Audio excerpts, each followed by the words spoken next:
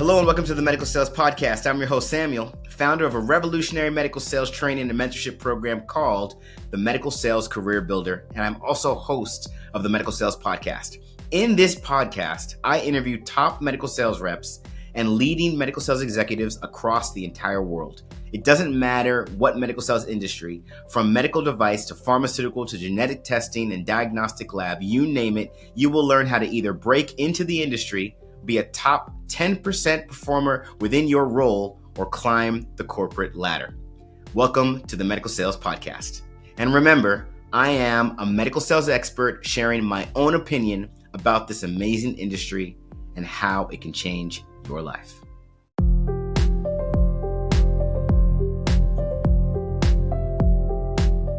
Hello and welcome to the Medical Sales Podcast. I'm your host, Samuel, and today we have another special guest, and he goes by the name of TJ Quigley.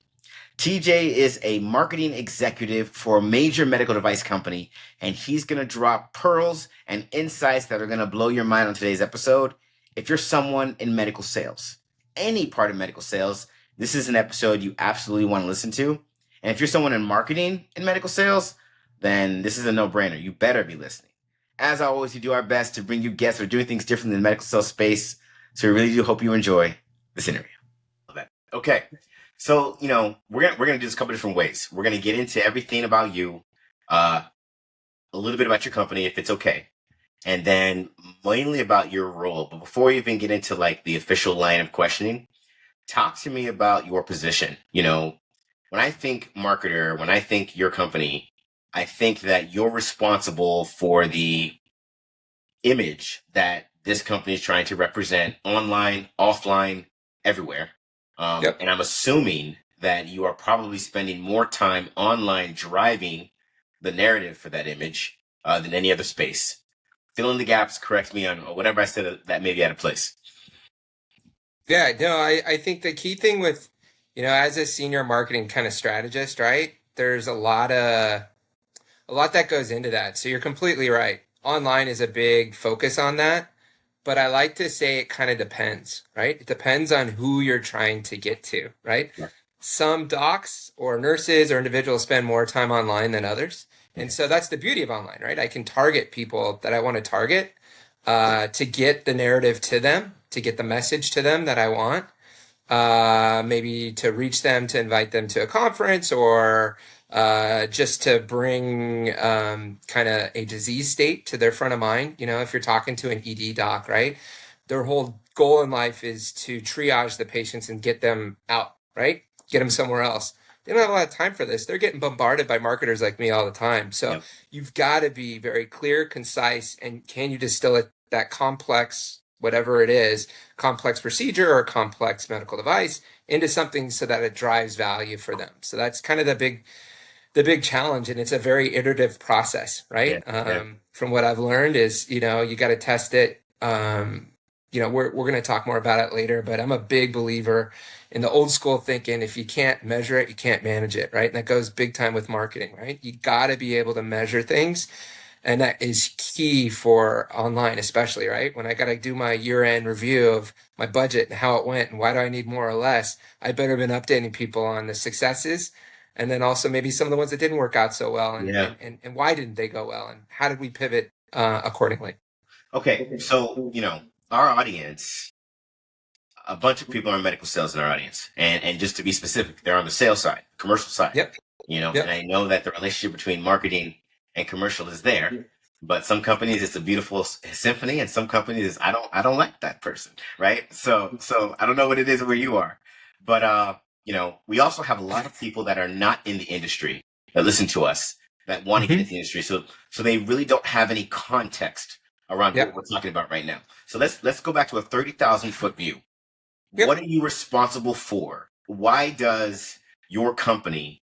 Well, introduce your company and your name. I'll let you do the honors in a second. But after you do that, explain what you are doing for your company from a 30,000 foot view and what you're responsible for driving. I'm going to kind of do it like a little twofold, if that's okay, with marketing and sales and kind of how they cross over, because I think that's where you see the successes you were alluding to earlier. So like marketing builds awareness, drives interest, and creates demand. And then sales has to convert that demand into revenue, right? So that's like kind of like a high level 30,000 foot view of what we're going to do, right? And so, how is marketing kind of approaching that? It's like I, as a marketer, have to understand the market, just like I was talking about ED docs and their time and what do they need? What does that ED doc need, for example? And then how do I help the salespeople communicate those kind of value props? Because for people that don't know about selling to doctors or trying to get into medical device, right? The days of features and benefits sales are over. You really got to come in and drive and drill into that value prop of what you're doing to help either increase workflow. Am I reducing cost? Am I improving patient care? Whatever it is, I got to come in and help the sales team come up with a message and do it. And so it's like a two-way street, right? It's not me just coming up with the message with the team and then sending it over the fence and say good luck, right? I got to be out in the field with those salespeople to see what's working, because it may sound good at the office, it may sound great, not resonate, right? And then I get out there and they look at me, they're like, "What kind of BS are you trying to sell me here?" Right? Like, so come on. Let's qualify that a little better though, because I hear that a lot. I know exactly what you're talking about, but again, I want to do it for the audience. So you said that the days of features and benefits selling are over. And now it's much more about what is me as a customer, what is the specific value proposition you're trying to help me see. Qualify that a little bit more. Give us a little bit more example of how it's changed. So the big shift that's happened in healthcare kind of happened around 2008, 2009, right? If we're going to go back in the day, right? Prior to then, money was very plentiful in the healthcare industry. There was money everywhere, right? You could walk in as a sales rep, say, I've got the new greatest feature. It's got this laser, it's got this HD or whatever it is, and they would sign up for it, right? Sure. After that, money dried up. People realized, man, we're just pumping money into this healthcare, and it's not getting us any returns. It's not working how we want. We're losing money, and they started looking at that. Plus, at the same time, a lot of these docs used to be kind of sole proprietors, and now they've kind of shifted away to where they're actually employees of the hospital. So instead of the docs being the ones that are making the decisions now, 9 times out of 10, you go in and you're bringing a product in there that's over $5,000, let's say, it's going to go to an executive committee to approve. The doc can't make a decision on that, right? And so you've got to be able to convince the doc that they want to do it. And then you got to give the doc data, information, whatever it is, so that they can present it to the committee, because they don't want us presenting it. They want the doc to talk about, why is this so important and why do I have to do this? And these committees' goals are all about putting you into a box, right?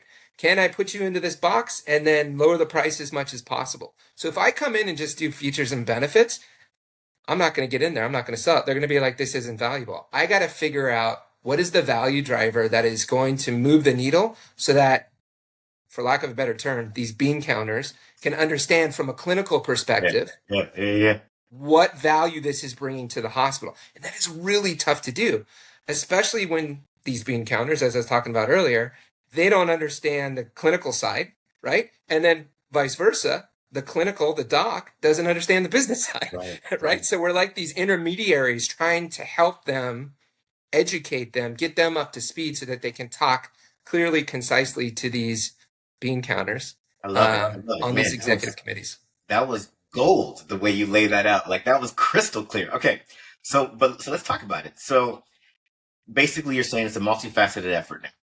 And you have to hit at all these channels to even get a seat at the table. Give us, walk us through how your company makes that happen. What does a team look like for commercial? What's the makeup? Who's doing what? How do you drive that with Fisher and Paykel? Yep. So you've gotta take a look at, like, the sales rep is definitely the first line of defense, is the way I like to call it, right? They're the ones that are living and breathing on the floor, on the hospital floor. They might be going into the ED, they might be going into the ICU, they might be going into the PICU, right? From a pediatric perspective. So they're the ones that are kind of going in that side, right? And then you've got kind of marketing helping them, right? Trying to support them with the messaging, with the tools, with the collateral, the presentations, all that stuff we're helping them with, hitting them from the bottom. And then there's kind of like the top side as well. So another angle if you're just getting the sales rep pushing up from the bottom, you might get some activity, Yep. but you also have to do kind of a top-down approach. And that's where these corporate accounts teams come together, right? And what they're doing is they're heading on kind of that level above that executive committee. They're kind of coming in and they're establishing those relationships with them. They're walking them through quarterly business reviews, kind of walking through, here's how much spend you've got, here's what you've done, that whole kind of thing. That's, again, driving awareness of this.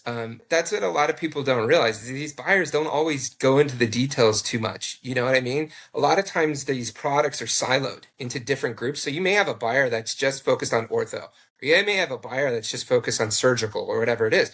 They don't necessarily always talk. And so when I came in to talk to this buyer and it was just for surgical, but I also showed the other stuff, that's when you know you got a good buyer. And she's like, oh, we gotta talk about this because I want to make sure we're leveraging everything that you guys can offer. And more importantly, as a buyer, right, they want bulk deals, right? So if they're just looking at it as a silo and it's 600,000, but then you look at the bigger pie and now it's 5 million. Well, now we've got some more negotiation leverage on kind of what we're going to do. So kind of open up the pie for everybody. For that example, who's the ultimate decision maker in a scenario like what you just described? Yep. Usually it's the buyer, to be honest with you.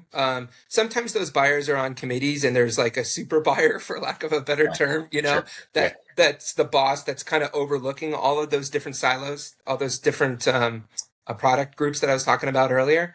But usually it's going to be the buyer. They're going to make a decision on that. And so that's kind of why it's so important that when you have these corporate accounts individuals, that they're focusing in on building those relationships with the buyers, and more importantly, that they don't like surprises, right? So I think being as clairvoyant, being as upfront as you can be with these buyers and just walking them through it, I think is the best way to approach it. Yeah, it makes all the difference. Okay, so then now we can kind of really see the difference between selling some of the features and benefits and getting to the heart of an issue and letting them know that, hey, we're here to save your issue. When you normally get the attention of a buyer with any potential customer, is it easy to close when you show them? I guess what I want to know is the challenge trying to get the time to show what you showed them? Or is the challenge still delivering the proposition that's going to be enough urgency for them to want to take action? So you hit the nail on the head, man. So it's like getting that meeting, like you said, like you were teeing up a little earlier. That's a good, big, hard part of that, right? If they don't see any value, they're not going to take the time to meet with you. And then, all right, then it's falling on deaf ears and we're not doing it. But then the flip side is going to be, all right, cool. I get that meeting. Marketing and sales, we all put this deal together. We put this deck together, and I've presented it before, and it falls on deaf ears. They're like, I'll just use an example, right? We don't have leak rates here. We don't have any leaks when we do our anastomosis. So why are you talking to me about a product that's going to reduce my leak rates? You don't know anything. Sure. We left that meeting feeling like the dumbest people in the world. So you know what we did, right? What is marketing supposed to do?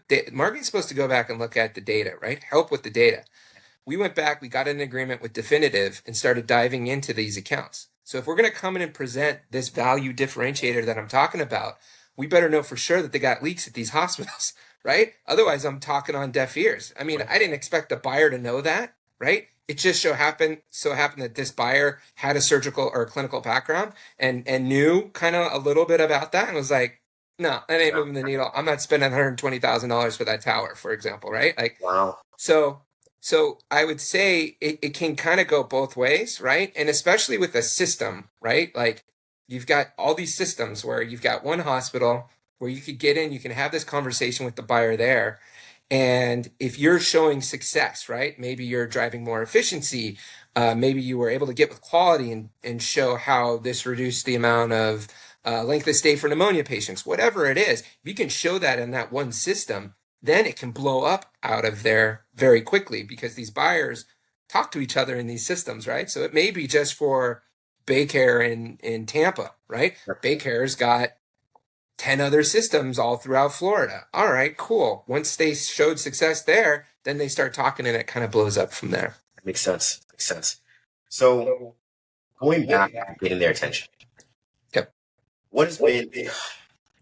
How has things changed and first of all, say if things have not changed. How have things changed pre and post COVID when it Yep. comes to securing that meeting to make the case? I would say pre-COVID, you used to see where you had buyers more aligned by product groups, right? So you had a buyer that was in charge of GYN, ortho, surgical, video, like a bunch of them. And kind of post-COVID, coming out of that, these hospitals had to tighten up belts and stuff. Now a lot of these buyers are managing multiple categories. So they just don't have time. I mean, it's hard, right? It's hard. Thousands and thousands of SKUs that they got to manage, right? And I'm just one little piece of that, right? Trying to get that mind share. Yeah. Trying to get that mind share. So from a marketing perspective, one of the biggest things that I've realized that has been super helpful is just putting together a little one pager to help leave behind. And I call it a value analysis brief. And why has this been so successful? A lot of times we'll go in, we'll talk to them, they'll look at you, maybe they're picking up 5% of what I'm putting down and then you leave, right? And then what happens? Well, I have a cool little value analysis brief that I'll leave behind that just highlights the top 3 things related to what we talked about. Here's how it's going to move the needle for your hospital. And more importantly, this is how it's going to save you money or whatever it is, right? In the long run, this is what it's going to do. They look at that. That stays on their table. It's kind of old school. I know we kicked this off with talking about digital, and there's definitely a part for digital. But again, having it on just like one page, the rep can go in and talk to it. It can be a leave behind so that they can talk through it. Yeah, there's a concern that a competitor will pick it up and you're like, I'm giving out my secret sauce here. Well, it's not so secret. This is what we're trying to do. And this is how we're going to save you money. Let's get on board. And so we've seen a lot of success by doing that, and keeping it top of mind and having a cool breakout. Also done some cool little boxes, where you stuff in, if it's a consumable, you make a little box, costs about $20-$30 and you leave it behind and you open it up and there's the product and maybe a couple of those value analysis briefs and things. I've gone back to hospitals like 4 or 5 years later. They still have that box on their desk, right? So little things like that, that's what you got to do, right? To think about how you're going to increase that mind share, how you're going to make sure they remember it, is coming in and giving something that's going to make you stand apart, right? Just like everything in life. But it's driving that insight so that they really care. I'm not just coming in and just saying, our product's going to save you thousands of dollars. It's like, look, I looked at your data. You got some pretty high leak rates over the last 3 years. I think this product can make a difference. Let me walk you through that. That's a much better conversation than just coming in, oh, I can eliminate your leak rates here, right? That doesn't move the needle. But if you come in with that insight, it makes a big difference. That's well said. Okay. So then what you basically shared is that your customers are looking for you. Like they're trying to find a meeting with you because your sales rep has left this incredibly insightful lead behind that's garnered some interest, and now they're like, you know what, let's have a meeting, TJ. Let's get together. That's how it's been going. Yep. Okay. It can be, and it's also, again, it is not just the rep chirping in, it's also the clinical side, right? So if it's just the rep getting this meeting and they're driving it, I'd say your hit rate's going to be 20% if you're lucky, maybe lower. You need to have the clinical support. And then this is where the magic happens. And this is where it's the hard part, right? Every hospital is different, right? I've tried to replicate the success that I've seen in Baycare, I've seen at Cleveland Clinic, and it doesn't work. It's not turnkey, right? Sometimes you'll go into a hospital and you run into this individual that's worked there for 35 years. They're retiring in a year and they don't care. They're not changing anything, right? It happens, right? Yeah. So does that mean it's not going to happen? No, that just means you got to find another champion at the hospital can do that. Right. And it could be anybody. I've seen a nurse do it. I've seen a medical director do it, be super helpful. Usually ED docs won't do it because they're so busy. So don't waste your time there. Level up a little bit and go to the medical director, try to find them. Who from your company is the person doing, not the sales rep? Who from your company sales rep. making? Sales rep's still doing the sales that. rep. Yeah, still the sales rep. Because they're, again, right? Like I'm giving them the collateral and they're going out there, but they still got to find that person in the hospital that's going to move the needle, right? Quality is another big one. Like I did not think quality was going to be the one that was going to push this deal across the finish line. Yeah. And sure enough, it did. Because what they were trying to do is to reduce the length of stay for pneumonia patients. I was just sitting there talking about the initiative that we were trying to do in the ED. Sure. And the quality person overheard it. She's like, wait a minute, could this work for, do you have anything that shows how this could reduce the length of stay for pneumonia patients? And we're like, yeah, no problem. Boom. That became a quality initiative. You want to talk about how successful that was? Right. That was awesome. Right. So I think that's a big disconnect that a lot of these companies I see, right? Because I spend a lot of time in the ED in the field. You see the rep, they come in, they talk to the ED doc, and then they leave.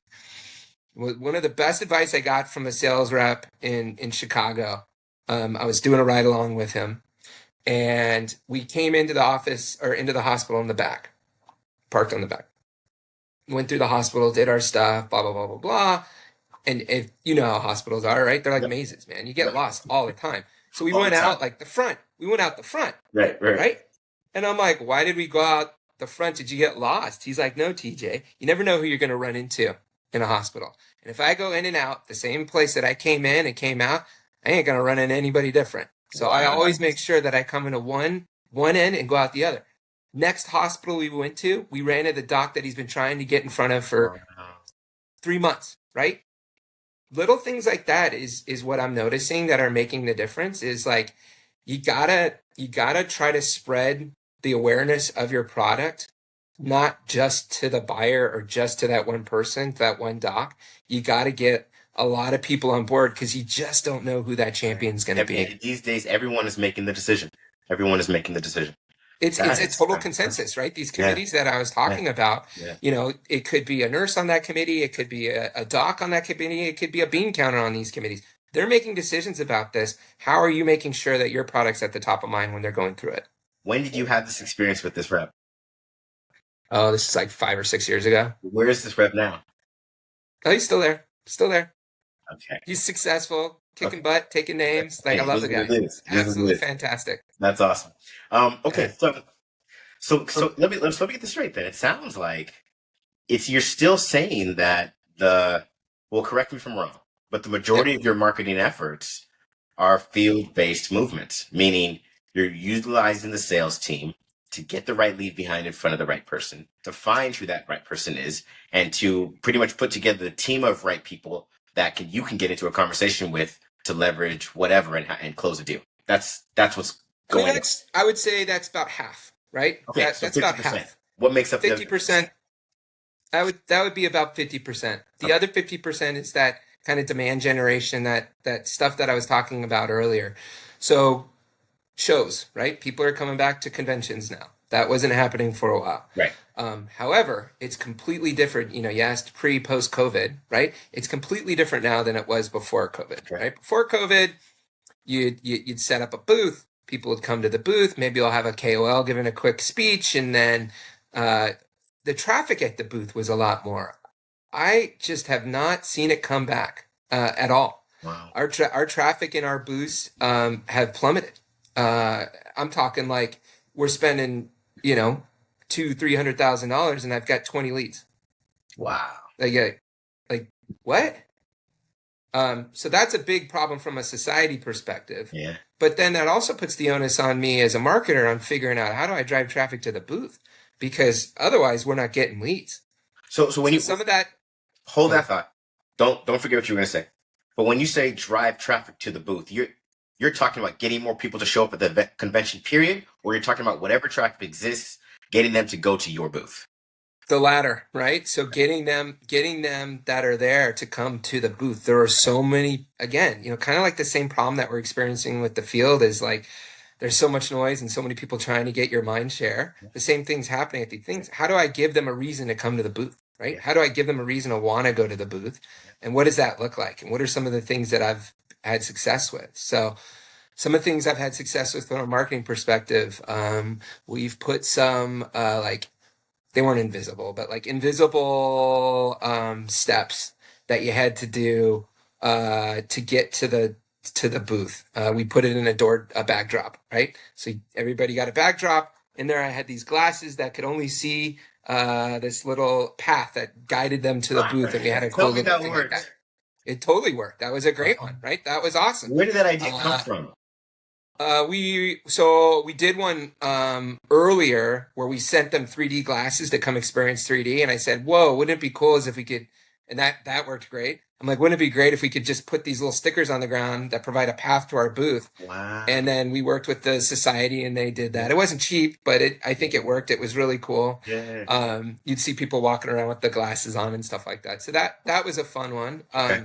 Having a, I learned very quickly having, coffee on the booth, is great, but didn't move the needle. It didn't drive people to the booth. And half the time it was other vendors Yeah. coming over to That get is some like, free coffee anyway. all these other So, vets just coagulating so around your that booth, didn't like work. blocking doctors. It makes a lot of That didn't sense. work. But what did work is finding those champions. Remember I talked Yeah. about those champions, Yeah. A lot of times these champions aren't necessarily docs, right? They could be an RT, they could be a nurse, they could Right. be a nurse educator, whatever it is. They're not used to spending time at these booths. So what if you could get one of them up there just to have a quick talk about the success that they had at their hospital because of the product and what did that look like and how did that move the needle for them? That's worked really well in driving people to the booth. Having a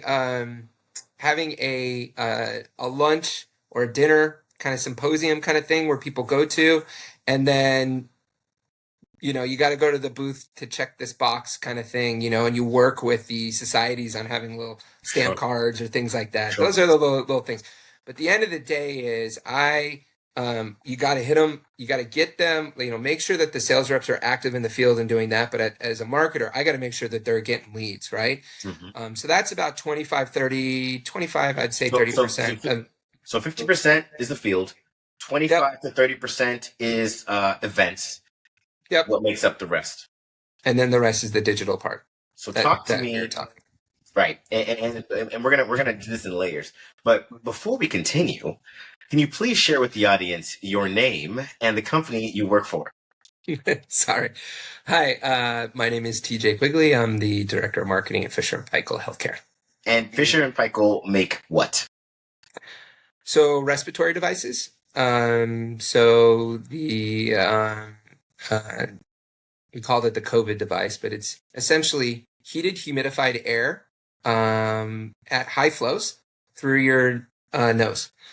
So instead of having to wear a mask that you see people need that people don't like, it's delivered comfortably through the nose. It's heated and humidified so that it's not uncomfortable, right? If you put in cold, dry oxygen in your nose, guess what? Very uncomfortable. Right. But the heated and humidified provides that. So it's respiratory support is the goal. Got it. And your main customers are who? All throughout the hospital. We do have a home care side. There's also a hospital side, so I can talk to that because that's where my responsibilities lie. The ED, right? Because that's the entry point of people coming into the hospital. That's a big one. The NICU and the PICU. We have a bunch of focused products specifically for neonatal, specifically for pediatrics, because they need the utmost respiratory support. So we have a bunch of products there. And then also in the ICU and in the floor. Some of our products work in between the vents for patients that are on a vent. Some of them are just need respiratory support if they have COPD or something like that as well. So pretty much almost everywhere in the hospital. And then we also have an anesthesia solution that we just launched over the last couple of years, which is really exciting as well. Yeah. And the field team, is it a sales rep soldier, or is it a sales rep, an associate sales rep, a clinical specialist? Who makes up the actual field team? Yep. So the field team, I would say, is definitely a lot of the sales rep soldiers. But we do have a fair amount of those clinical specialists to go out and help out as well out there in the field. Obviously, product marketing supporting them as well.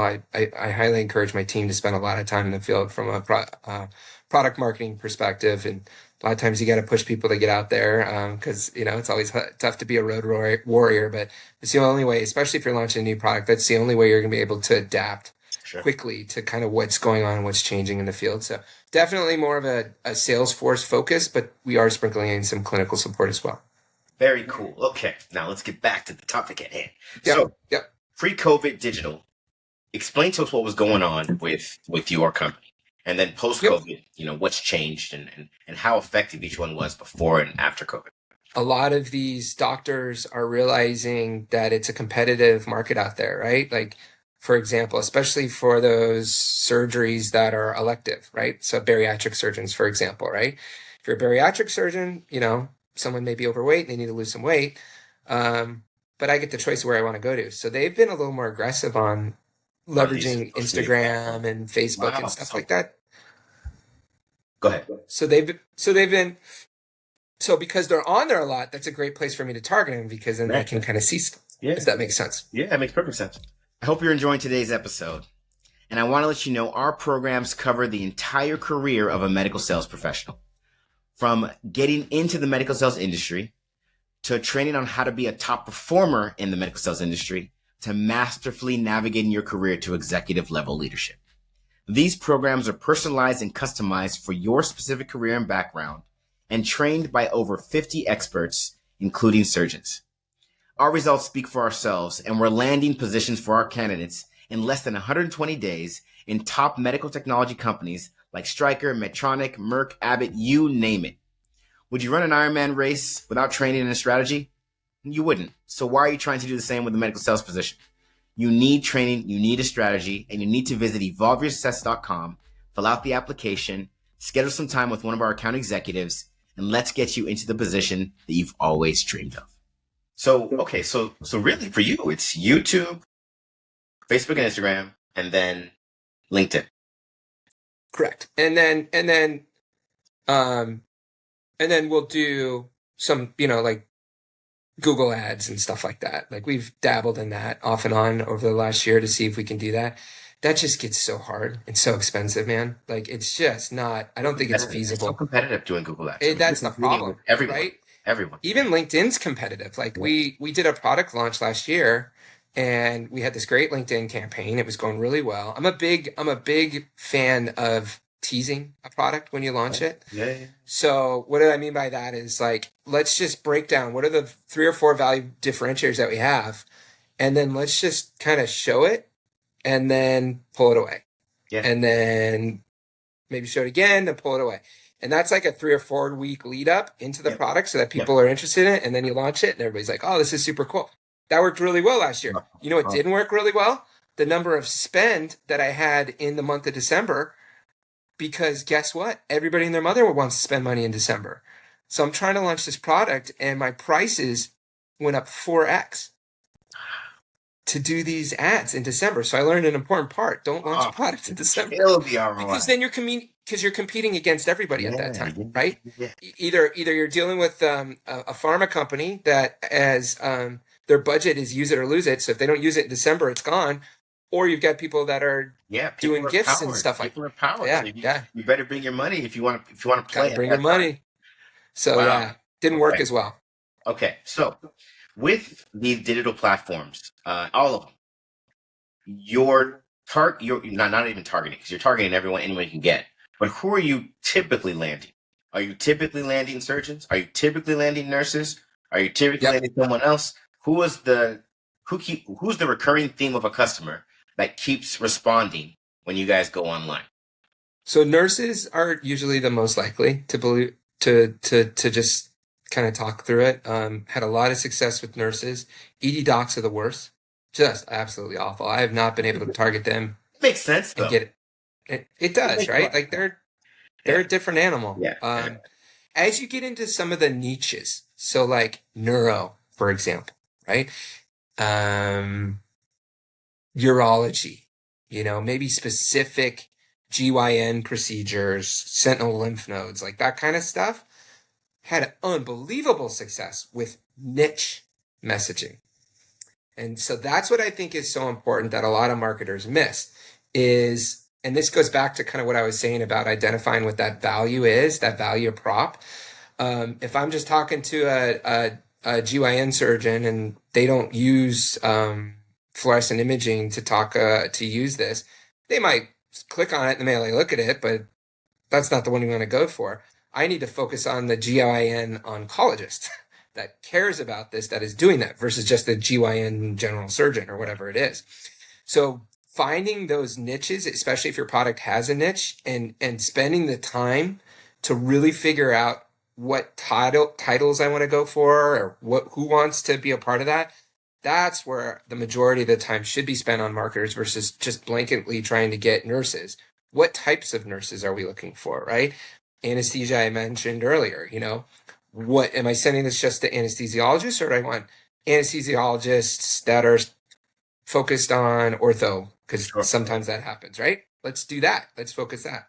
A So lot is more it success in the niches than the general, like, right? I'm going to send this to ED docs, or I'm going to send this Well, I to. mean, the age old adage, the riches are in the niches, right? I mean, it's always going to be that, because when you're talking directly to a very specific customer and they believe that you have the solution, why wouldn't they talk to you? How are So, you getting their attention though digitally, right? Because if you don't, in the beginning, you didn't even know who's on there. You didn't know who's on Instagram, who's on Facebook, who's on LinkedIn, who's on YouTube. Are you just putting out any kind of content and seeing what sticks, or do you guys have a kind of, I don't know, formula for strategy. being able Yep. to identify who's there? I hope you're enjoying today's episode, and I want to let you know our programs cover the entire career of a medical sales professional, from getting into the medical sales industry to training on how to be a top performer in the medical sales industry to masterfully navigating your career to executive level leadership. These programs are personalized and customized for your specific career and background, and trained by over 50 experts, including surgeons. Our results speak for ourselves, and we're landing positions for our candidates in less than 120 days in top medical technology companies like Stryker, Medtronic, Merck, Abbott, you name it. Would you run an Ironman race without training and a strategy? You wouldn't. So why are you trying to do the same with the medical sales position? You need training, you need a strategy, and you need to visit evolveyoursuccess.com, fill out the application, schedule some time with one of our account executives, and let's get you into the position that you've always dreamed of. Yeah. So the strategy that I find that works is video. And the reason for that is your interaction on LinkedIn and your interaction on anything with a video is, I forget what the numbers are. I think it's like 3 or 4 or 5x. I can't remember off the top of my head. So what I try to do is anything that we're going to be doing as a video, but it needs to be short. I'm not talking like a 2-minute video. I'm talking about, I call them micro moments, is focusing in on, can I distill this down to a micro moment? Remember when I was talking earlier about I like to tease things in? Yeah. Those were micro moments. They were 15 seconds or less, talking about the value, real quick, hit them, generate interest, and then that's it. Move on. If you try to bombard them with all 4 at the same time, everybody's like, get me out of here. I don't want to deal with that. I've got a couple seconds. That didn't bother me. That's kind of cool. Maybe I want to know more about that. And then there obviously needs to be a call to action out of that, where it's maybe I'm driving them to the more in-depth YouTube video, or maybe I've got a microsite that I'm working on that I'm going to drive them to things like that. But the key with everything that I've seen success with has been, it's got to be some sort of a video. And I've done cartoons. Like you can see some of the stuff that I did at Carl Storz and things like that. It was like a stickman cartoon thing of talking about value. We had huge success on that. So it doesn't necessarily have to be all clinical. Everybody thinks these clinical people love clinical stuff. And sometimes, yeah, if I've got a beautiful visualization of a gallbladder and it's glowing, yeah, that'll be great. But if I don't, throw some whimsy in there. Throw something fun in there to get them to think about, oh, that was a little different than what I've normally seen. Yeah, no, it's a balance. You can't, even to the corporate crowd, you can't be all corporate. You'll turn the crowd off. It's a balance. Yep. That's well said. Okay. So for your type of space, what type of person should consider joining a sales team at Fisher and Paykel? Is it entry-level folks that are passionate about respiratory care? Is it experienced med reps that want to transition to something that's a little sold a little differently? Where would you say these types of people should absolutely be considering here? Yep. I think a big thing that I've seen, right? Because I'm also doing training, right? A big thing that I've seen is a lot of people are chasing the money, right? There's good money. I'm not gonna lie, medical device sales. It's great. But at the end of the day, you got to care about what we're doing. Do you really have a passion for taking care of patients, right? Like, what is your why? What is your why for waking up every morning? Yep. Is it to make money? Because if it's just to get that bag, this is the wrong industry to get in. There's other industries that you can do that in. You want to sell cell phones, or you want to do energy drinks, or you want to do that. Great. Go do that. Because there's this is not an easy job, man. You just heard me kind of walk through how many different people at the hospital these reps have to talk to. It is waking up, if you're covering cases, you're there at 5 in the morning, and you could be there until 5, 6 p.m. at night. Oh, by the way, I gotta train the night shift. What time does that happen? 9. You're there for 14, 15 hours, and that's just one account. And you've got 20 to 30 different accounts. So yeah, you got to be young. I'm not young anymore, but yeah, I think that's a key part of that. You got to be young. You got to have a passion for why you want to get into medical device. Like, what is driving you to do this? I think a lot of people just, they see the folks on LinkedIn and all these stories and how much money they're making, and it's not all glory days. It's a struggle. Romanticized it to the They degree romanticize it. and the reality of it. Yeah. It's a tough job, right? I like to say, like, some of the most successful people that we've seen in med device have been baseball players, because, right, you fail 70% of the time and you're an all-star, right? That's what a lot of this is, right? It is a grind, man. It is a grind of a job. And the ones that I've seen that have been successful have a certain MO. They're very inquisitive, and they're not a know-it-all. If you come in and you think you can memorize everything and you assume things and you're just running in and, here, let me get this for you. Docs hate people that come in and assume. If you don't know the answer, just say it. You know what? I don't know that. Let me get back to you. So that's where the inquisitive part comes in. The reps that sit through training and ask one question the whole time, I can already tell they're not going to make it. You have to ask questions. You have to ask questions because like I said earlier, you don't know who that decision maker is going to be, right?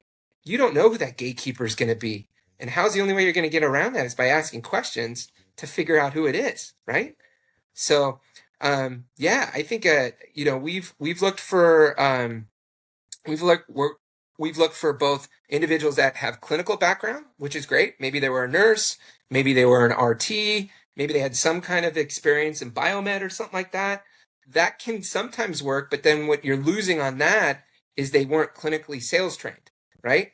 And now it's of the utmost important that you have some good clinically sales trained people, because you got to find how to get to the right person.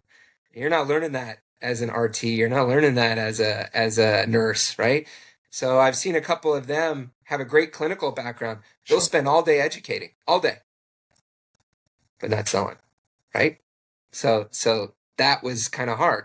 Then the flip side, we've had some people come in that were Xerox typical salespeople. Yeah. Right? Came in, they were too pushy, way too selling. It's a very nuanced sale. It can be a long lead time. I mean, if you're talking about a video tower that's $120,000, they're not buying it tomorrow. You got to prime that pump, and you just got to keep on being consistent on building those relationships, finding who cares about that, and more importantly, do you have the right messaging to do that, right? To help you accelerate that sales cycle, right? That's where it comes to marketing here is, how do we get them, instead of taking 6 months to sell it, can we get it down to 3 or 4, right? So, I love how you clearly spend a lot of time with the sales team, because you can not just identify what the good reps are doing, but you can literally speak to how they're making it work. Have you seen any reps leverage the digital social media platform to move business in their territories? And if you have, it's a great point. Like, we have a rep in Cleveland, ironically, again. This guy is on social LinkedIn all the time. Sometimes I tell him, you got to take that down because that's not the right branding or whatever, things like that. So there's a fine line on that, but it is all about self-branding, right?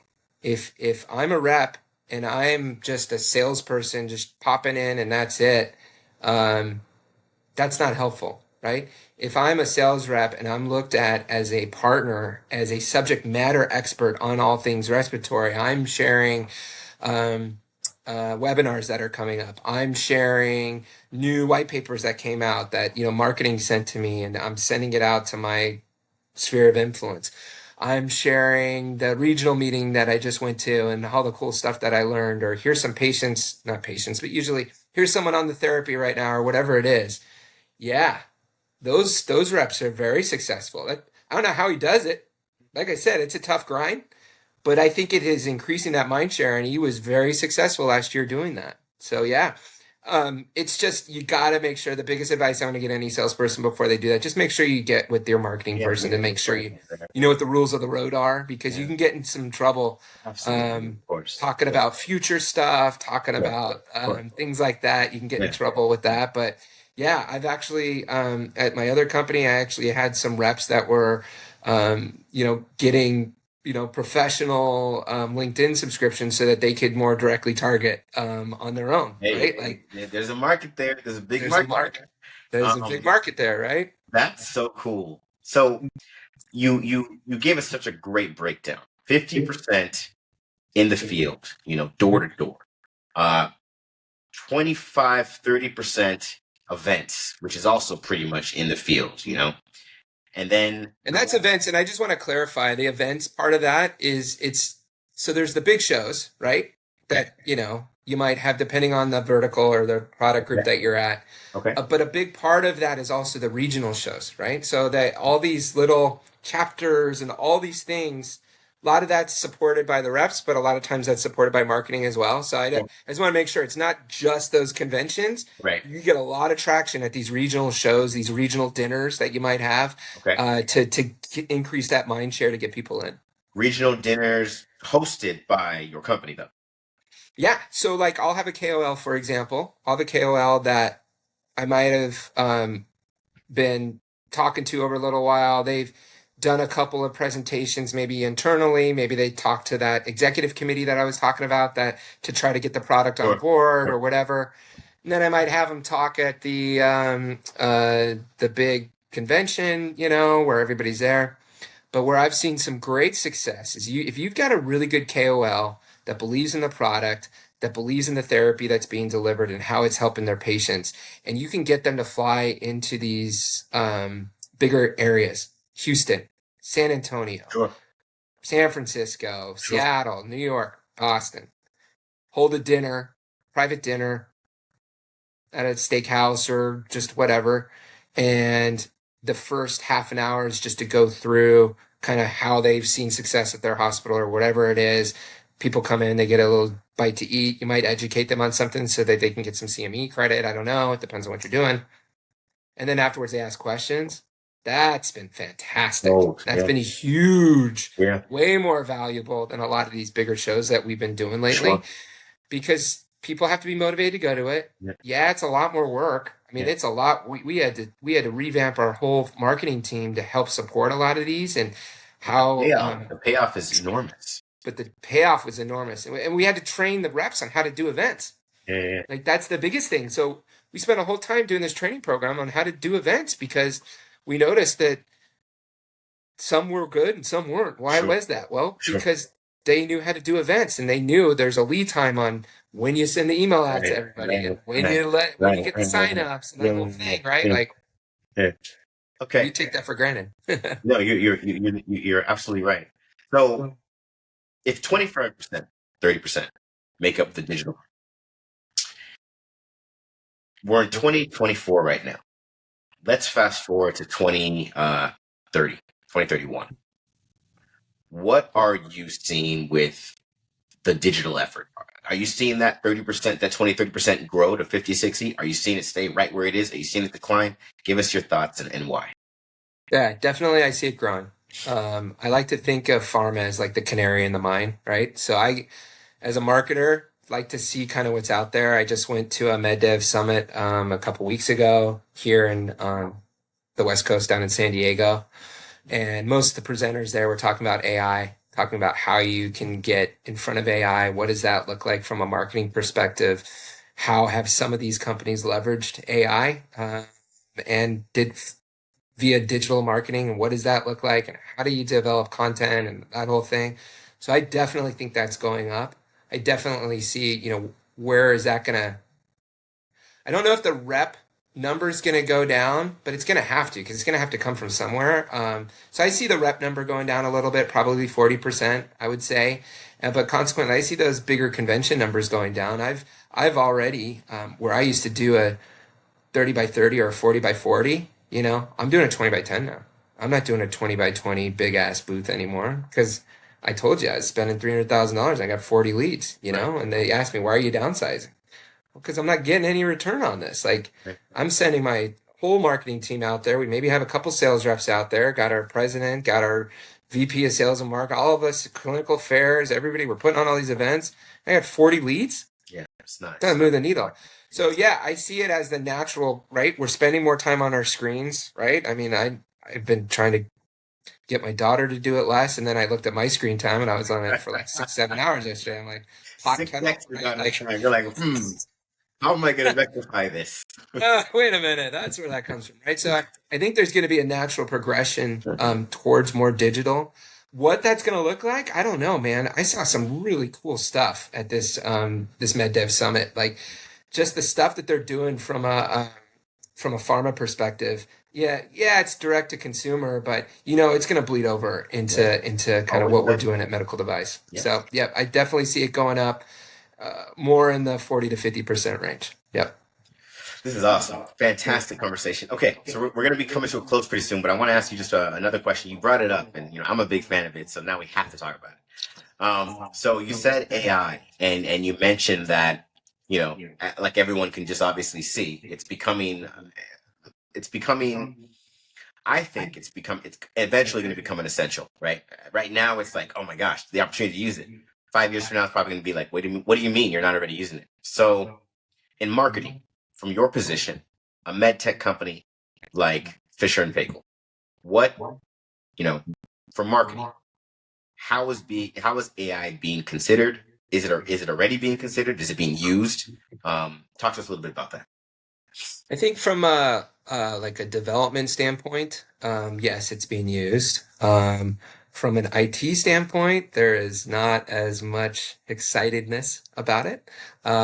There's risk on from an IT perspective from a bigger company like Fisher and Paykel, or I even talked about AI when I was at Carl Storz or at that.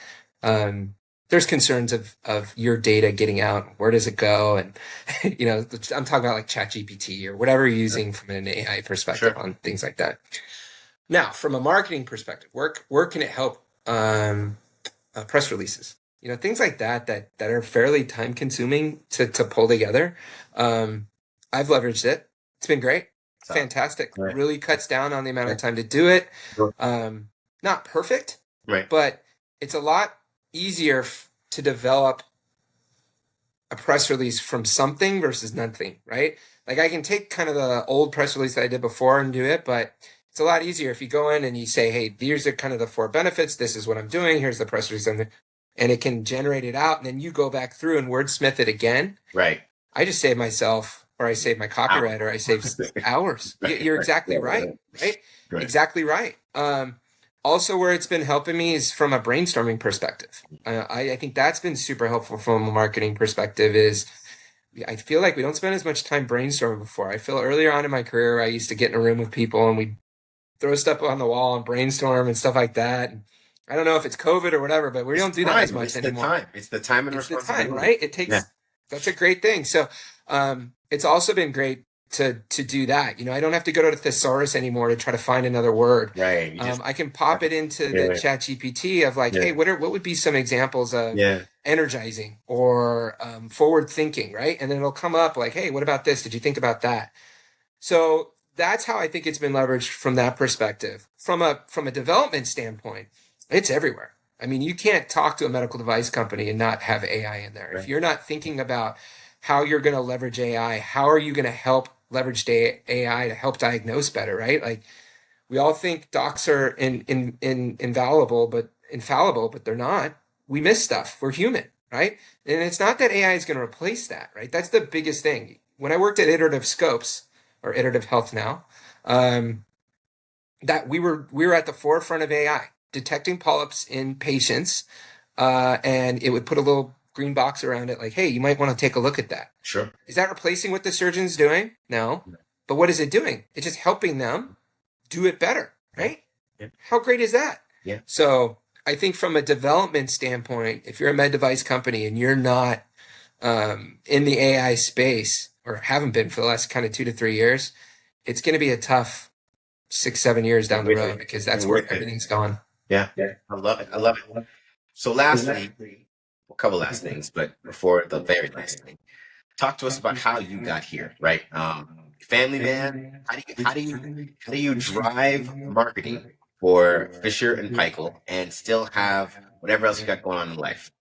Yeah. So, yeah, if you look at my resume or you look at my LinkedIn profile, it's weird, right? I've got a finance background. I worked in strategy at Ernst& Young and consulting for a while. I was mostly in kind of strategy, finance, and like sales operations a little bit. Sure. And my daughter got sick at 3 years old, and when we were talking about the why, I did a little kind of reflection. So she had brain cancer. She's great now. She's 15, and the only thing I'm worried about is her driving soon. So that's great. But I did a little reflection in my life. I was in my mid 30s, and I was like, do I want to be slinging cell phones and cell phone towers the rest of my life, or I want to do something different? And so that's how I got into med device. So when I think about the why, that's what I'm doing. That's why I do it. That's why I got into this. And it is so rewarding. It's so rewarding. It's been fantastic. And then from, how I got into marketing, it just seemed a natural progression. So I've done sales. I think you can tell. That's why I like spending time with salespeople. They like me. We get along really well. I've carried a bag, so I know what some of the struggles are in dealing with marketing. And a lot of time it just comes down to communication.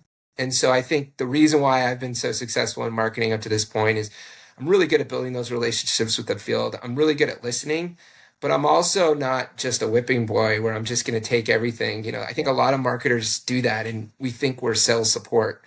And if you just pigeonhole yourself as something as a sales support person, you're not going to be successful as a marketer. You really got to come in and add that value, right? Right. And I think part of that is coming up with it, definitely at the home office, but the other part is getting out in the field and trying it out. There's nothing that replaces that. Every time I've joined a company, I go on this road tour called Quigley's Torturous Tour. And I go around and I spend everything. Go ahead. some time with the team, right? Yeah. And I want to get the good, the bad, and the ugly, right? Yeah. Because we all know who our good reps are. Yeah. We know who are our reps that may be good, but don't do the messaging right or whatever. They just kind of drum to their own beat, and then Right. we know the ugly ones that aren't good at all, right? And so we Right. got to figure that out. Like, how Right. can we? Why is that? Why is that happening? And so I have a passion and I have a skill set, I guess, at coming up and taking like really complex stuff and simplifying it, right? I've been doing that since I've been in finance, right? Like you take these big numbers and how do I paint a story on the CAPM for this product? Or how do I paint a story on the internal rate of return of this, right? Like I was getting deposed when I was a little kid or when I was straight out of college on why I built the model the way I did. So I had to learn how to talk about it. It's kind of the same thing. It's like, there's a lot of great studies out here. How do we distill that down into like a quick blurb so that someone can do that? I think I've got a natural gift to be doing that. And so that's kind of how I've fallen into this role. And I think another key part of that is that kind of structured consultant background of coming in and seeing where the problems are and being able to dig in and keep on asking those questions to really get to the root of it. And then if it doesn't work, be like, okay, cool. Let's pivot. Let's go from there. That's been great. So that's kind of how I got into it. Okay. I love it. I love it. It's great business. The passion shows. That is fantastic. All right, we're gonna wrap this up. TJ, we got one more thing to do. Yep. All right. So this is called lightning. You have 10 seconds to answer 4 separate questions. With each of them, you have 10 seconds. Oh gosh, I was doing the math. I'm like, that's 2.5 seconds, man. All right. With that being said, first question. What is the best book you've read in the last 6 months? Oh gosh, I hate it when they do that. I should prep for this. No. So you know what? I reread it again, and I just love it as a marketer. It's called Made to Stick. Made to Stick. Made to Stick. The author is evading me right now, but I can give it to you afterwards. It really goes through how do ideas stick in someone's head? Like, why do ideas stick in the head? Why do certain stuff that you see sticks in your head and it's just like a little wormhole? It's all the psychology behind it. It's a fantastic book. I love it. Okay, that will be in the show notes, folks. All right. The best TV show or movie you've seen the last 6 months. Well, what did we get into? We've been binging on. I like Stranger Things, man. I really did. I got back into that in a little bit. No, you know what? My daughter forced me to watch Gilmore Girls. I guess that's come back again. That's like her whole generation. That was kind of fun. I got to spend some time with my daughter to watch that with her. That So is that was awesome. kind of cool. You know what? No one can be mad at that. That is fantastic. Um, okay, and then the best meal you've had the last 6 months. We want the city, state, restaurant, and item.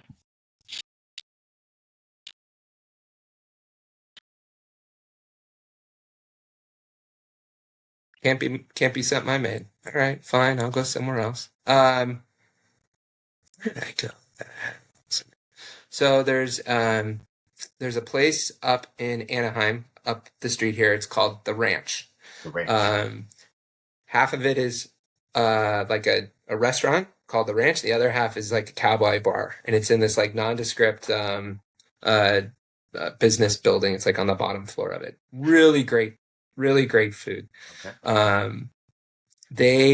They did a like a lamb like sliced lamb tenderloin with a cherry reduction glaze on top. It had some amazing garlic mashed potatoes with it, and then here was the key. And I don't know if it's still on the menu anymore, but they have this like lobster salad with this lemon vinaigrette that you get with it. It was unbelievable. Can I go there for lunch? Did they do this at Dude, it lunch? is so Samuel. I think you're here in LA, man. You I gotta am. come down to the ranch. I'm sold, man. I'm sold. Dude, I'm telling you, and it's so cool on the inside. It's got that like Yellowstone kind of vibe when you walk Wow. in. It's super cool. Everybody's super nice. They got scotch and bar. It's great. Wow. It's a good spot. Actually, had my 40th birthday there. Good spot. Hey, come on.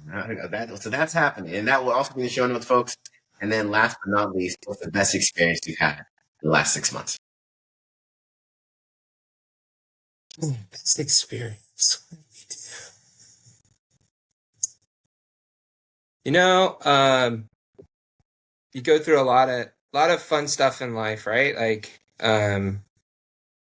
getting married, having kids, all that kind of stuff. I would say getting to see my kids play sports now where it's not me yelling at them, but they're actually developing into it. My daughter plays water polo. My son played rugby this year. Fisher& Paykel is a New Zealand based company. So yeah, so rugby's like the official sport of New Zealand. Yep. So my son Yep. played rugby this year, Mhm. and I got to see him. They have the Rugby Sevens is here in Carson every year.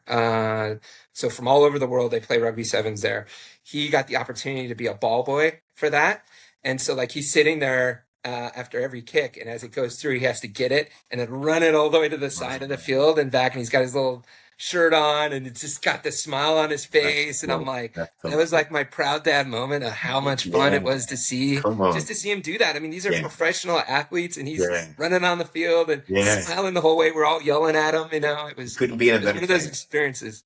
That's awesome. I almost said Shohei Ohtani because that was pretty cool, him hitting 51 last night, but I'm going to go with that one. You know, A little more personal.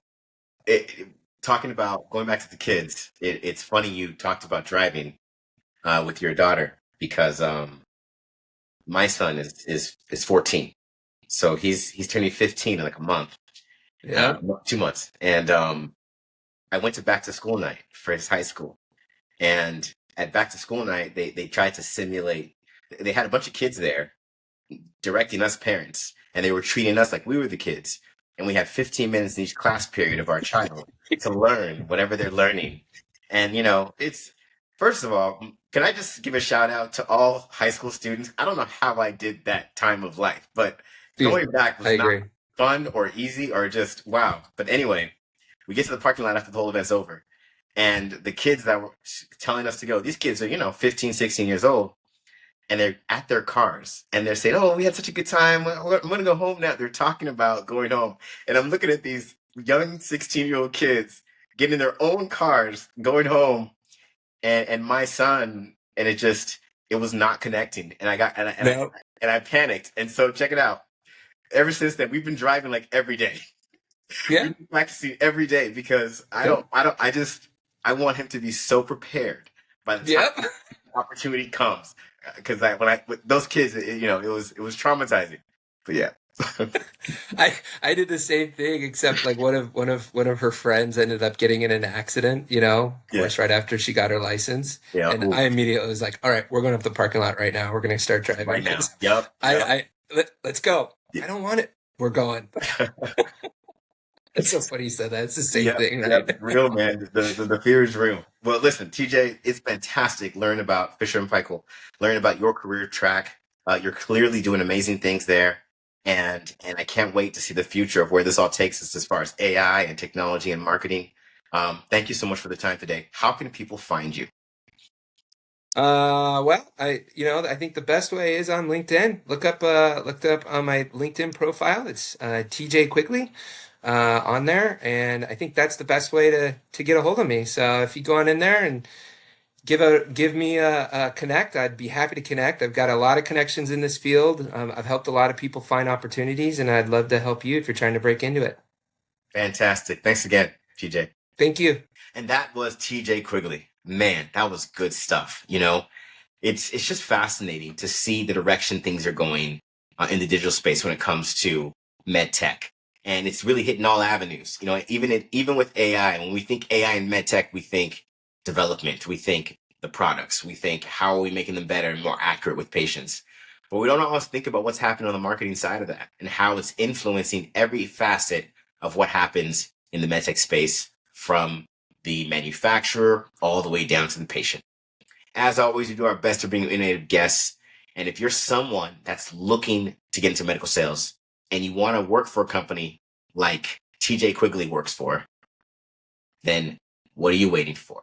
You already know what I'm going to say because I say it pretty much every episode. Visit evolveyoursuccess.com and let's get you to where you want to be.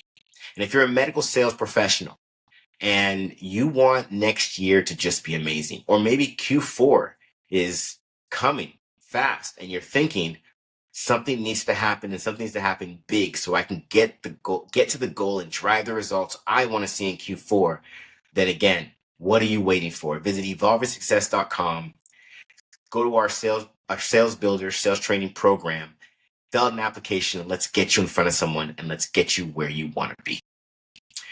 As always, we do this to educate you, to train you, to teach you, and to provide you resources. So make sure you tune in next week for another episode of the Medical Sales Podcast. I hope you enjoyed today's episode.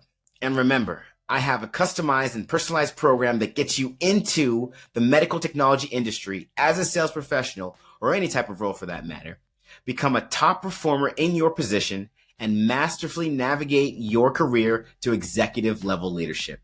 Check out these programs and learn more at evolveyoursuccess.com by visiting our site, filling out an application, schedule some time with one of our account executives, and allowing us to get you where you need to be.